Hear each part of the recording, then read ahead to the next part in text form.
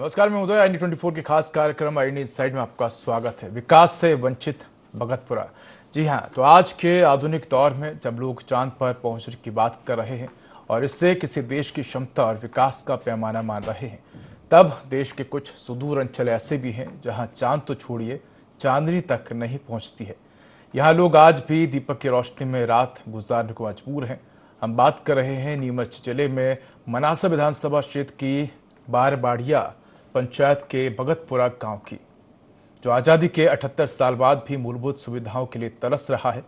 लगभग 300 की जनसंख्या वाला ये गांव 50 कच्चे मकानों में गुजर बसर कर रहा है। बताया जाता है कि सालों पहले वन विभाग ने उन्हें खेती के लिए जमीन और पशु उपलब्ध कराए थे, लेकिन तब से लेकर अब तक यहाँ के लोग बिजली, पानी और सड़क जैसी मूलभूत सुविधाओं के लिए मोहताज हैं।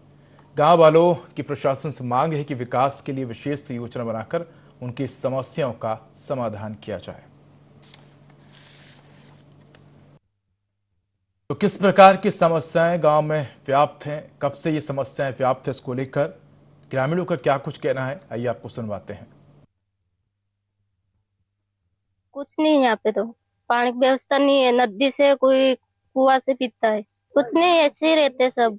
नहीं है तो वहाँ तो अच्छा लगता है गांव में तो, पर यहाँ तो अच्छा नहीं लगता। लाइट वगैरह कुछ नहीं है, मच्छर खाते रात को।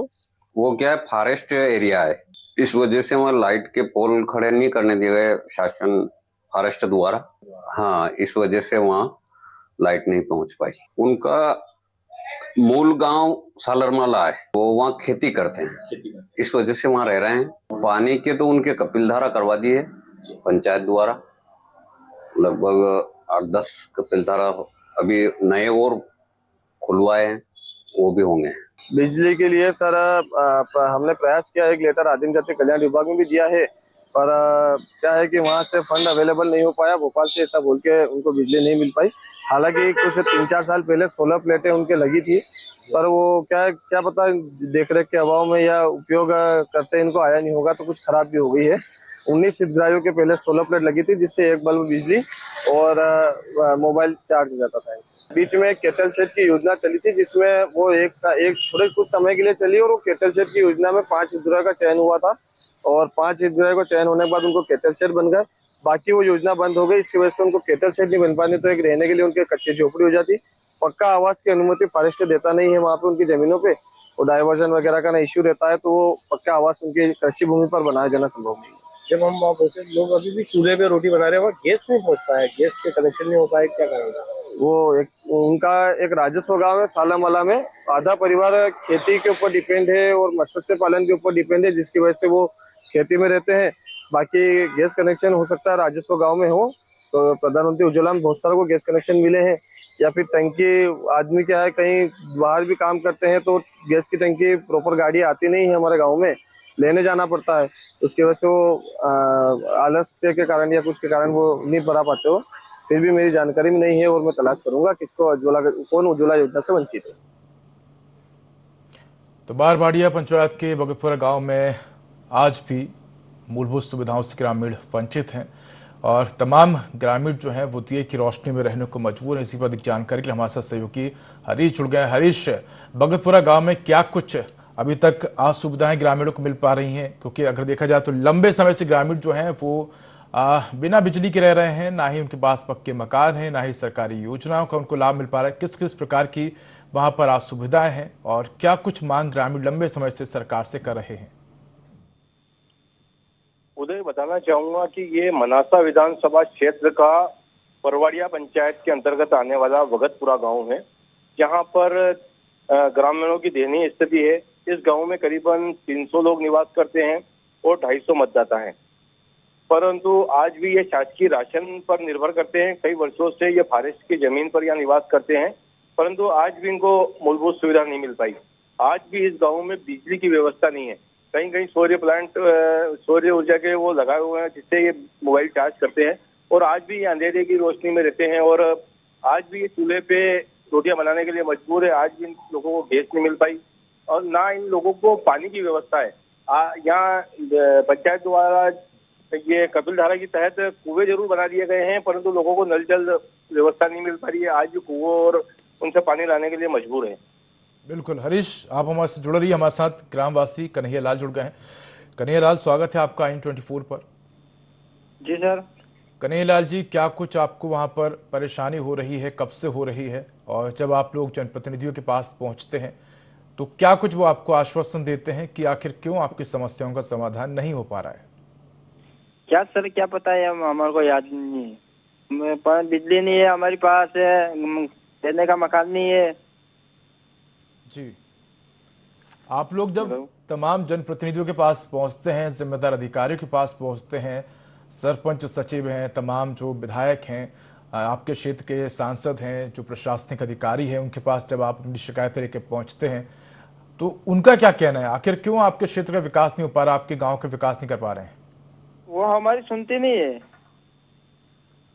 जी, उसको कहते हम तो वो कहते हाँ लाएंगे, नाते आते नहीं है। कब से इस तरह की समस्या बनी हुई है? ये हो गया 50 साल। 50 साल से। तो अब आप लोग आखिर क्या आगे कदम उठाएंगे? क्योंकि आप लोग तो समस्या लेके पहुंच रहे हैं लेकिन काम हो नहीं पा रहा है। अब आगे क्या कदम उठाने का आप लोगों ने सोचा है? ठीक है सर। हाँ सर, नहीं हो रहा है, काम नहीं हो रहा है। बिल्कुल। कन्हैया लाल जी, आप हमारे साथ बने रहिए। हरीश, अगर देखा जाए तो आपने कन्हैया लाल जी की बात को सुना। 50 साल से ज्यादा समय हो गया है इस तरह की समस्या बनी हुई है। कन्हैया लाल जी, आपसे एक चीज और जानना चाहेंगे, आप लोग अपने मताधिकार का प्रयोग करते हैं, वोट देने जाते हैं? जी सर, जाते हैं वोट देने के लिए।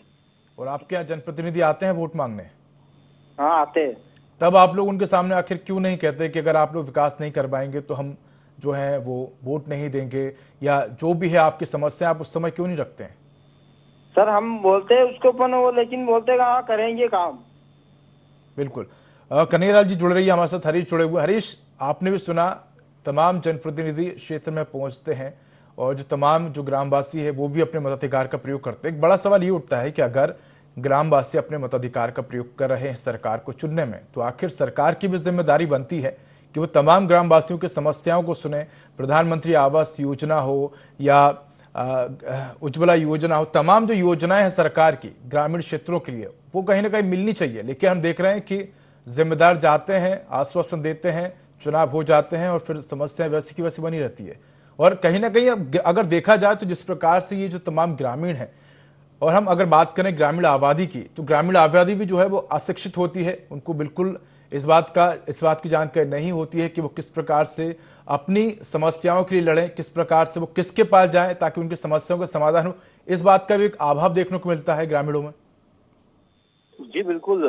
देश आजाद होने के 75 वर्ष बाद भी आज भी जब हम गांव में पहुंचते हैं और इस तरह के हालात जानते हैं, क्योंकि 50 वर्षों से ये लोग निवास करते हैं और आज भी यहाँ पर मैं आपको रोकना चाहूंगा, हमारे साथ सचिव जुड़ गए हैं भेरूलाल धनगर। स्वागत है भेरूलाल जी आपका IN24 पर। सर भेरूलाल जी, हम बात कर रहे हैं आपके क्षेत्र की, बगतपुरा की। लंबे समय से ग्रामीण जो है वो परेशानी में है, किसी प्रकार की सरकारी योजनाओं का लाभ नहीं मिल पा रहा है। इसके पीछे क्या कुछ कारण है?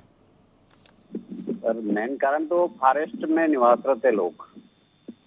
जी, तो फॉरेस्ट के लोग जो हैं वो वोट डालने नहीं जाते? वोट डालने जाते हैं, उनका राजस्व गांव सालरमाला है। नहीं, तो अगर वोट डालने जाते हैं तो फिर सुविधाएं भी जानी चाहिए वहां तक। या तो फिर ऐसा होना चाहिए कि फॉरेस्ट के जो लोग हैं, अगर वहां तक सरकारी सुविधा नहीं पहुंच रही तो ठीक है, अगर वोट ना भी दे तो चलेगा। वोट भी लेना है, सुविधाएं भी नहीं देनी है। सर मेन दिक्कत फॉरेस्ट की वजह से हो रही थी कि वहाँ बिजली नहीं पहुंच पा रही थी ना भाई। ये कंपनी आने की वजह से रोड की सुविधा तो हो गई उनको, पर बिजली अभी तक नहीं पहुंच पाई। नहीं, तो फॉरेस्ट की जगह है अगर वो, और उस जगह पर अगर विकास नहीं पहुंच पा रहा है, तो क्या कोई अन्य विकल्प है कि ग्रामीणों को कहीं और बसा दिया जाए, किसी और जगह पर उनको भूमि दे दी जाए ताकि वहां पर विकास पहुंच जाए? एक बड़ी संख्या रहती है, सालों से रह रही है वो इस तरह परेशानी में। सर उनके लिए हमने वहाँ फॉरेस्ट में पट्टे बनवाने के लिए प्रयास किए। उनको 20-22 परिवार को पट्टे भी दिलवाए और उनको कपिलधारा कूप भी पंचायत की ओर से करवाए। बाकी जो पंचायत स्तर की है वो सुविधाएं तो हम दिलवा ही रहे हैं, पर क्या वो सुविधाएं दिलवाई है? आपकी जिम्मेदारी क्या बनती है और आपने अभी तक क्या क्या सुविधाएं दिलवाई है, आपसे जानना चाहेंगे, बताइए। 50 साल में क्या क्या सुविधाएं ग्रामीणों को मिली है, आपसे जानना चाहेंगे, बताइए। सर उनको कपिलधारा कूप करवाए 8 से 10 अभी और वहां तो अभी भी जो ग्रामीण है वो रस्सी के सहारे कुएं से पानी जो है वो खींचने को मजबूर हैं। और बताइए कौन सी सुविधाएं आपकी तरफ से दिलवाई गई हैं, आप सचिव बताइए। उनको पट्टे भी दिलवाए 20-22 परिवारों को। कच्चे मकान है अभी भी उनके, लेकिन पीएम आवास बने हुए हैं यहाँ सालरमाला गांव में जी, वो वहाँ कृषि करते हैं। पूछ लेते हम। कन्हैया लाल जी हमारे साथ जुड़े हुए हैं। कन्हैया लाल जी हमारे साथ सचिव जुड़े हुए हैं भेरू लाल जी। उनका कहना है कि हमने पट्टे दिलवाए हैं और तमाम सुविधाएं हम दिलाने का प्रयास कर रहे हैं। आप बताइए क्या क्या आपको सुविधाएं मिली हैं? कन्हैया लाल जी, कन्हैया लाल जी से संपर्क टूट गया। जी बताइए भेरू लाल जी, क्या क्या सुविधाएं मिली हैं? सर मैंने आपको बताया ये जो जो हमारा प्रयास है हम कर रहे हैं, वो सुविधाएं तो उनको मिली है। कितना बजट आता है आपको? जो पंचायत है उसको कितना बजट मिलता है हर साल? सर जो पंचायत क्षेत्र में निवासित लोगों के लिए आता है वो तो इनका राजस्व गांव में हो पाता है, और जो नरेगा से जो योजना से वो हो रहा है वो वहाँ हम कर ही रहे हैं। 50 साल में तो सर किसी जगह का अगर विकास करने के लिए अगर मेहनत की जाए ना तो वो कहां से कहां पहुंच जाता है वो क्षेत्र। लेकिन लगता है कि जो विकास है वो सिर्फ आपके आसपास ही नजर आ रहा है, आपके घर के आसपास, अन्य जगहों पर गांव तक तो विकास पहुंच नहीं पा रहा है। सर वो गांव में बता रहा हूँ आपको, वो कृषि के उद्देश्य से वहाँ निवासरत हैं, बाकी उनका मूल निवास सालरमाला है। जी हरीश, आपने भी सुना सचिव जी की बात। उनका कहना है कि वो कृषि के उद्देश्य से वहां निवासरत है, लेकिन उनका मूल निवास कहीं है और है। लेकिन जो ग्रामीण उनसे बात करने की कोशिश करते हैं तो जहां वो लोग कृषि करेंगे वही रहेंगे। कितनी डिस्टेंस है दोनों के बीच की, आपसे ये भी समझ जाएंगे हरीश। जहां वो उनका निवास दिया गया है और जहां वो कृषि करते हैं वहां की कितनी डिस्टेंस है? जी बिल्कुल बताना चाहूंगा, इसमें सारे लोग सगरवाला गांव में निवास नहीं करते हैं। वहां पर 50 मकान अभी भी बने हुए हैं और वो लोग वहाँ निवास करते हैं। कुछ लोग उसमें से 150 मतदाता है जो उस गांव में निवास करते हैं, बाकी सारे लोग अपने ही खेतों पर मकान बनाकर यहाँ निवास कर रहे हैं और ये 50 साल से निवास कर रहे हैं। सबसे बड़ी बात, 50 साल से मकान बनाकर यहाँ निवास कर रहे हैं। आज भी इनको बिजली नहीं मिल पाई और वो खुद सचिव साहब कह रहे हैं कि भाई यहाँ बिजली नहीं पहुंच पाई। तो एक बड़ा सवाल या निशान खड़ा होता है कि जब देश डिजिटल इंडिया का सपना देख रहा है और गाँव में बिजली नहीं पहुंच पाना, तो ये बोल रहे हैं कुएं खुदवा दिए गए। तो फिर कुएं खुदवा दिए गए, जब लाइट नहीं है तो उन पानी कैसे पी पाएंगे, जब वहाँ ट्यूबवेल कैसे लग पाएगी या कुएं से पानी कैसे निकल पाएंगे? बिल्कुल हरीश, इसका जवाब ले लेते हैं। भेरू लाल जी जवाब दीजिए इसका। सर लाइट तो वो मैं बोल रहा हूँ कि ये खंबे भी खोदने नहीं देते फॉरेस्ट वाले, वहाँ अनुमति नहीं मिलती है तो विभाग वहाँ ले जा नहीं पा रही है। और अब तो उनकी बिजली जाएगी क्योंकि सड़क की सुविधा हो गई है, तो वहाँ पोल भी घट जाएंगे ना, बिजली पहुंचेगी वहाँ। सर 50 साल और लगेंगे बिजली पहुंचने में? सर अब तो नहीं लगेगा क्योंकि वो किमला प्लांट का काम चल रहा है जी, तो बहुत जल्दी वहाँ सारी सुविधाएं अवेलेबल होंगी। सालों में तो सड़क पहुंची है वहां सर, पोल अभी तक लगे नहीं है।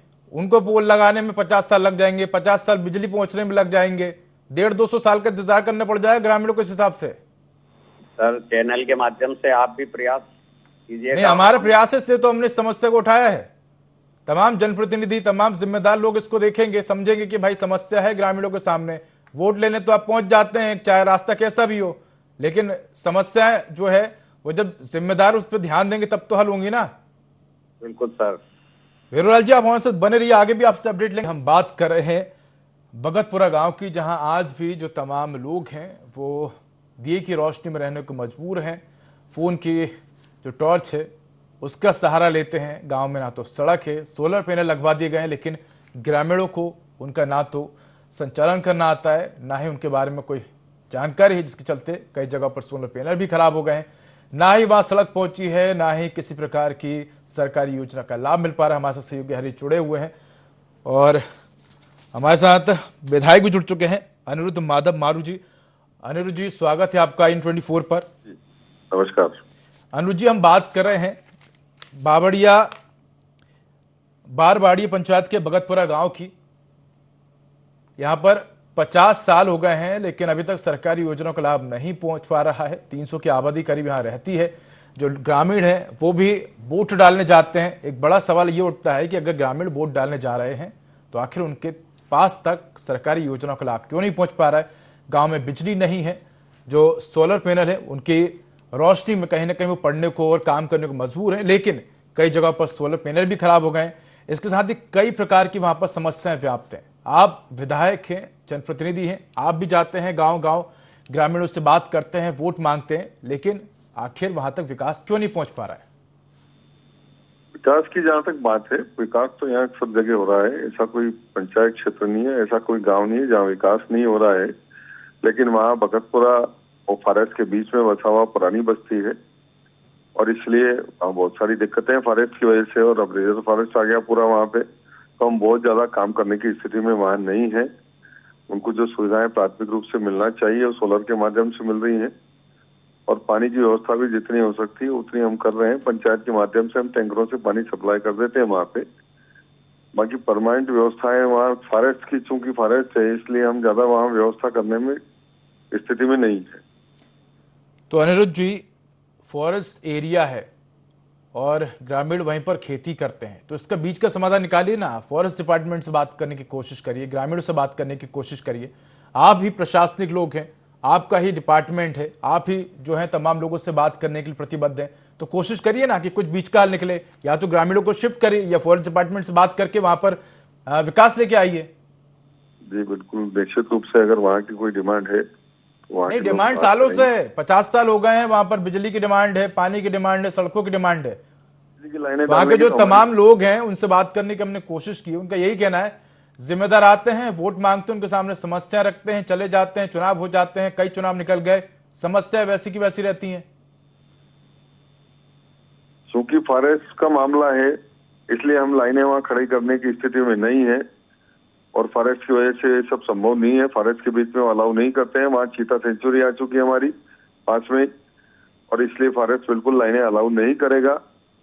उनको हम सोलर के माध्यम से जोड़ने की कोशिश करेंगे कि वहाँ कोई दिक्कत है, उनके सोलर सिस्टम खराब हो गए तो उनको ठीक कराएंगे या तो बदलना है तो चेंज कराएंगे। हम मदद कर सकते हैं, तो जो मदद हो सकती है वहाँ वो संभव हर संभव मदद करेंगे निश्चित रूप से। अनिरुद्ध जी, ये मदद जो है वो आपकी बिल्कुल सही है कि आप जो कर सकते करेंगे, लेकिन 50 साल से आधी अधूरी मदद है। आप समझते हैं अगर विकास भी सही समय पर नहीं पहुंचे तो वो विकास नहीं कहलाता है। आप ये भी जानते हैं कि किसी जगह पर अगर विकास लेट पहुंचता है या सड़कें समय पर नहीं बन पाती हैं तो उसका भी कोई मायने नहीं रह जाता है। दूसरी बात यह है कि हम भी देखते हैं कि लगातार मुख्यमंत्री की भी यही पहल होती है कि जो तमाम जनप्रतिनिधि हैं वो जाएं गांव में, रात बिताएं, वहां की समस्या सुनी। आप लोग भी जाइए उस गांव में, कुछ दिन रहिए वहां पर, देखिए कि किस प्रकार से ग्रामीणों को समस्या होती है। जी मैं देख पाता हूँ, ठीक है। कब तक हो जाएंगे सर ये समस्याओं का समाधान, क्योंकि 50 साल की तो वहां पर ये लोग इस प्रकार से झेलते आ रहे हैं समस्याएं। व्यक्ति अब आगे और कितने साल झेलेंगे इस बात की भी आप गारंटी दे दीजिए। लेकर मेरे तक नहीं आया अभी तक, आपने बताया है मेरे को तो मैं तलाश करता हूँ और जानकारी निकाल के उनका समस्या हल करेंगे। क्योंकि यहाँ तक अभी तक मेरे तक कोई नहीं पहुंचा कि मेरे को कोई जानकारी किसी ने दी होगी वहाँ ये समस्या खड़ी है। बिल्कुल हमारे साथ अनिरुद्ध जी, हमारे साथ हमारे सहयोगी जुड़े हुए हरीश। अनिरुद्ध जी का कहना है कि उनके पास समस्या अभी तक नहीं पहुंची है। आपने भी तमाम ग्रामीणों से बात करने की कोशिश की, ग्रामीणों का क्या कहना है आप अनिरुद्ध जी को बताइए और कब तक ये समस्या का समाधान होगा इस बात का भी आश्वासन आप दीजिए। जी बिल्कुल, ये गाँव में जब हम पहुंचे तो लोगों ने बताया कि हम 50 साल से यहाँ निवास करते हैं और यहाँ मूलभूत सुविधा नहीं है, बिजली नहीं है। ये तो खुद ही विधायक जी स्वीकार कर रहे हैं कि यहाँ बिजली नहीं पहुंच पाई या फॉरेस्ट की जमीन है। हाँ जरूर, फॉरेस्ट की जमीन पे पट्टे मिले हैं उनको, वहाँ खेती लोग करते हैं, उन्होंने 50 मकान बना रखे हैं। नल जल के तहत उनको वहाँ कुएं खोद दिए गए हैं, पर बिजली नहीं पहुंच पाने के कारण पानी नहीं मिल पा रहा है और वो कुएं बावड़ी से पानी लाने के लिए मजबूर है। रोड अभी जरूर वहाँ कंपनियों ने वहाँ वो कर दिया है, इसलिए रोड पहुंच रहा है, परंतु अभी भी मूल से जरूर वोटिंग जरूर वो करते हैं। वहाँ 250 मतदाता है और वो उस पंचायत के अंतर्गत आते हैं और आज भी लोग वहाँ परेशान हैं। जी अनिरुद्ध जी, आपने सुनी समस्याएं। हमारे सहयोगी ने भी ग्रामीण से बात करने की कोशिश की थी, गांव का दौरा किया था, लोगों की समस्याएं जानी। क्या कहेंगे आप, कब तक तमाम जो ग्रामीण हैं उनकी समस्याओं का समाधान हो जाएगा? समस्या पता लगेगी तो ये हल कर पाऊँ ना मैं कि समस्या किस स्वरूप में है, कितनी बड़ी समस्या है, क्या प्रॉब्लम है। जब तक प्रॉब्लम समझ नहीं आएगी तब तक मैं टाइम कैसे बता पाऊंगा कि कब समस्या हल कर देंगे आप। जी आपके संज्ञान में मामला आ गया है हमारे माध्यम से, हम चाहेंगे कि आप ग्रामीण क्षेत्र में जाइए, जिस जगह की हम बात कर रहे हैं उस जगह पर आप जाइए, लोगों से मिलिए, समस्याओं को जानने की कोशिश कीजिए। सिर्फ एक समस्या नहीं है, वहां कई समस्याएं हैं। वो देख लेंगे, हम देख के करेंगे उसको। तो ये मान सकते हैं कि आपकी तरफ से आप बिल्कुल उस गांव या क्षेत्र का दौरा करेंगे, वहां पे जो तमाम लोग हैं उनकी समस्याओं का समाधान करने की कोशिश करेंगे। क्षेत्र की ऐसी समस्या आई है कि वहां तक बिजली नहीं है, वहां दूसरी समस्या है। पहली बार ये इस तरह का मामला आया है। मेरे यहाँ, मेरे क्षेत्र में, मनासा तहसील में कोई भी किसी गांव में कोई समस्या नहीं है। ठीक है, हम यही कोशिश करते हैं और आपकी तरफ से भी यही आपने जो आश्वासन दिया है कि तमाम समस्याएं हैं उसका निराकरण करने का प्रयास करेंगे। धन्यवाद अनिरुद्ध जी हमारे साथ जुड़ने के लिए। हरीश, आपने भी सुना कि जिम्मेदार जो हैं उनके संज्ञान में ही अभी तक मामला नहीं आया था। तमाम जिम्मेदार हैं, जब उनसे बात करने का प्रयास किया जाता है तो वो ये कहते हैं कि हमारे संज्ञान में ही मामला नहीं आया, जबकि सरपंच है, सचिव है, उनसे बात करने की हमने कोशिश की तो उनकी तरफ से यही कहा जाता है कि हम जिम्मेदारों को बता चुके हैं। कोई कहता है फंड की कमी है, कोई कहता है फॉरेस्ट एरिया है। संज्ञान ये अगर बात की जाए तो मामला सबके है, लेकिन जब सवाल किया जाता है पब्लिकली तो पल्ला झाड़ते हुए नजर आते हैं। जी बिल्कुल, ये मामला पूरा उनके संज्ञान में रहता है, क्योंकि जब उनको पता है कि वहाँ फॉरेस्ट की जमीन है, वहाँ लाइट नहीं पहुंच पाएगी और मतदाता है ये पहुंचते हैं, सारी समस्या सुनते हैं। हरीश, अगर देखा जाए तो वोट मांगने के समय जो तमाम जनप्रतिनिधि वो गांव-गांव जाते हैं, उनको पता है कि गांव में किस प्रकार की समस्या है, किस क्षेत्र में कितने लोग रहते हैं, वहां पर कितने वोट मिल सकते हैं, सब पता है, लेकिन समस्या क्या है ये नहीं पता उनको। जी बिल्कुल, ये सिर्फ मतदान के लिए वहाँ उन लोगों को प्रेरित करते हैं और उनको आश्वासन देते हैं कि बिल्कुल हम जब से बन के आएंगे और आपकी समस्या का हल कर देंगे। सरपंच भी वहाँ पहुँचते हैं, वहाँ के मेंबर रहते हैं, वो तो पूरी मामला संज्ञान में रहता है। कहीं कहीं विकास पहुँचाने में कहीं कहीं इनकी कमी है, मॉनिटरिंग में कमी है, और कहीं कहीं ये इतने जागरूक नहीं है कि ये गाँव खेड़े में पहुँच जाए और इस तरह की समस्या का हल कर पाए। अभी ये नीमच तहसील की बात कर रहे हैं, जब नीमच विधानसभा क्षेत्र का गाँव है तो इनको वहाँ पहुँचना चाहिए, देखना चाहिए, और जब मामला संज्ञान में डाल ही दिया है तो उसको हल करने की कोशिश करनी चाहिए। अभी भी कह रहे हैं कि मामला संज्ञान में नहीं है। जब मामला संज्ञान में नहीं है तो इसको कैसे पता है कि वो फॉरेस्ट की जमीन है और वहाँ लोग निवास करते हैं।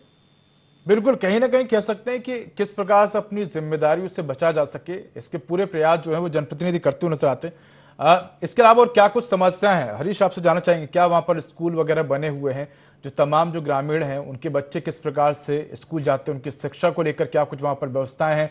इसके अलावा अगर देखा जाए तो प्रधानमंत्री की तमाम योजना है राशन को लेकर या सौर ऊर्जा को लेकर, इसके साथ ही गैस सिलेंडर जैसी तमाम जो सुविधाएं जो शासन की तरफ से मिलती है वो कितनी पहुंच पा रही है ग्रामीणों तक? बिल्कुल जी, बिल्कुल बताना चाहूंगा। वहाँ एक शासकीय स्कूल है जहाँ पर बच्चे पढ़ाई करते हैं, 5वीं कक्षा तक का वहाँ स्कूल है जहाँ बच्चे पढ़ाई करते हैं। स्कूल पक्का मकान भवन बना हुआ है, और पर वो आज भी वहाँ पर लोग कच्चे मकानों में निवास करते हैं, झोपड़ियाँ बना के लोग निवास करते हैं। आज भी कुओं से दूर दराज से वो रस्सी से पानी निकालकर पीने के लिए मजबूर है। और ये बारिश के समय में जब खेती होती है उस खेती पे पूरा निर्भर रहते हैं, पशुओं पे निर्भर रहते हैं, और कहीं कहीं सौर ऊर्जा के तहत कहीं कहीं मकानों पे उन्हें वो लगा ली है, उससे मोबाइल चार्ज होते हैं। और अब आज भी वो आदिवासी तरीका जीवन जी रहे हैं। वहाँ पे जब हम पहुंचे तो वहाँ ना तो रोड की व्यवस्था थी, पूरा गाँव एकत्रित हो गया और लगता था कि हम भारत में नहीं है, कहीं कहीं आदिवासी एरिया में पहुंच गए हैं, इस तरह का वहाँ लगता है। क्योंकि आज भी आजादी के बाद इस तरह का गांव देखने को मिलते हैं तो बड़े समाज निशान खड़े होते हैं। बिल्कुल हरीश, अगर देखा जाए तो लंबे समय से जो ग्रामीण हैं परेशान है। एक बात और ये है, जिस प्रकार से अगर देखा जाए तो हमने सचिव से ही बात करने की कोशिश की और उन्होंने कहा कि कुछ लोग दूसरी जगह रहते हैं, सिर्फ खेती करने के लिए उस जगह पर जाते हैं। ऐसे में एक बड़ा सवाल ये उठता है कि क्या ऐसे लोग जो फॉरेस्ट एरिया में खेती करते हैं और उसी जगह पर घर बना के रहते हैं, तो क्या उनको दूसरी जगह शिफ्ट नहीं किया जा सकता? जो उनकी ज़मीन है, क्या प्रशासन ऐसी सुविधा नहीं कर सकता कि जितनी जिसकी ज़मीन है उसको कहीं और ऐसे क्षेत्रों में दे दी जाए जहां पर वो लोग खेती कर सके, रह सके, वहां विकास पहुंच सके? जी बिल्कुल, ये कर सकते हैं। ये प्रस्ताव ठहराव बना के उसी को ये कर सकते हैं, गाँव ठाऊ में कर सकते हैं उसको। परंतु ये लोग पल्ला जानने की कोशिश करते, जब फॉरेस्ट विभाग ने वो जमीन ही किसानों को अलाट कर दी, खेती के लिए अलाट कर दी, तो अब वहाँ गाँव तो बच ही चुका है। सिर्फ गाँव को उसको राजस्व में लेना बाकी है। बाकी पास में जो गाँव है यदि उस गाँव में उन लोगों को शिफ्ट कर दे। जब मतदान तो आप करवा रहे हैं, उनसे अपना मत का प्रयोग करवा रहे हैं, और जब सुविधा की बात आती है तो आप फॉरेस्ट की जमीन बता देते हैं। और जब इनको पंचायत में क्यों लेगा, कहीं न कहीं इनको राशन जरूर मिलता है, राशन इनको गाँव में मिल रहा है। बिल्कुल, कह सकते हैं कि अगर ज़मीन फॉरेस्ट की है और वहाँ पर आपने उनको खेती करने के लिए अलॉट कर दी है, कुछ जगहों पर पट्टे भी दे दिए हैं, तो फिर बाकी सुविधा देने में आखिर इतनी आनाकानी क्यों कर रहे हैं? ये बड़ा सवाल उठता है हरीश। और कहीं ना कहीं ये चिंता का विषय भी है कि लंबे समय से जो ग्रामीण हैं वो उसी तरह से जनजीवन अपना गुजार रहे हैं परेशानियों में। हालांकि सरकार प्रयास करती है, बड़े बड़े वादे दावे करती है कि जो विकास है वो हर क्षेत्र तक पहुंच रहा है, लेकिन जब ग्रामीण क्षेत्रों में जाते हैं, वहां के लोगों से बात करते हैं, तब जमीनी हकीकत सामने आती है।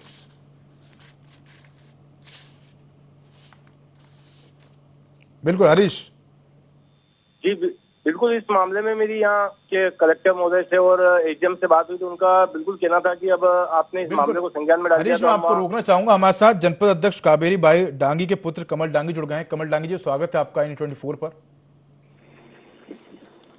कमल डांगी जी, सुन पा रहे हैं आप? हाँ बोलिए। कमल डांगी जी, भगतपुरा गांव में जो ग्रामीण है सालों से परेशान है, मूलभूत सुविधाओं को लेकर, ना सड़क है, ना बिजली है, ना पानी है। आपके भी संज्ञान में मामला आया होगा, क्या कहेंगे आप, कब तक लोगों की परेशानी दूर हो पाएगी? पानी की समस्या तो अभी चल रही हो ना, जल जीवन मिशन उसको हो जाएगी, मतलब साल पर वो लगेगा 5-6 महीने। बिजली क्यों नहीं पहुंच पाई अभी तक? वो चल रही ना योजना, चल रही है अभी वो। नहीं, लेकिन वहां तो सालों से बिजली नहीं है। ग्रामीणों ने मेरे से तो कभी बोला नहीं इन्होंने, अब आपके माध्यम से पता चल रहा मेरे को तो। आपके क्षेत्र के ग्रामीण हैं, पूरे दुनिया में बोलते फिर रहे हैं, आपको नहीं बोल पा रहे हैं? हाँ, मेरे को तो मैं कभी शर्माते हैं क्या आपसे या डरते हैं? नहीं ऐसा कुछ नहीं है, वो इन्होंने तो पता ही नहीं। कब तक समस्या का समाधान हो जाएगा? समस्या मतलब समस्या क्या है, मतलब पानी, मतलब आप रहिए, आपको पता चलेगा क्या समस्या है वहां पर। आप तो कह रहे हैं कोई समस्या ही नहीं है। ठीक है, धन्यवाद। हम उम्मीद करते हैं कि आप जो है आपकी मामला ये संज्ञान में आया होगा और आप बिल्कुल निश्चित तौर पर इस पर समाधान करने के प्रयास करेंगे। धन्यवाद हमारे साथ जुड़ने के लिए। साथ ही हमारे साथ सहयोगी हरीश जुड़े। तो आपने तमाम जिम्मेदारों की बातों को सुना। कुछ जिम्मेदार ऐसे हैं जो ये कहते हैं कि उनके संज्ञान में ये मामला नहीं आया, बल्कि कुछ जिम्मेदार ऐसे भी जो कहते हैं कि ग्रामीणों से बात करने की कोशिश करते हैं तो वो समाधान, जो समस्या है वो हमें बताते ही नहीं है। कहने का मतलब यह है कि जो तमाम ग्रामीण है वो हर व्यक्ति को समस्या बता रहा है, लेकिन जनप्रतिनिधि जो है उन तक समस्या नहीं पहुंच पा रही। अगर जनप्रतिनिधि तक समस्या नहीं पहुंच पा रही तो फिर आप समझ सकते हैं कि समाधान किस प्रकार होगा। तो फिलहाल इस बुलेटिन में इतना ही। खबरों का अधिक अपडेट के लिए देखते रहिए INA24। नमस्कार।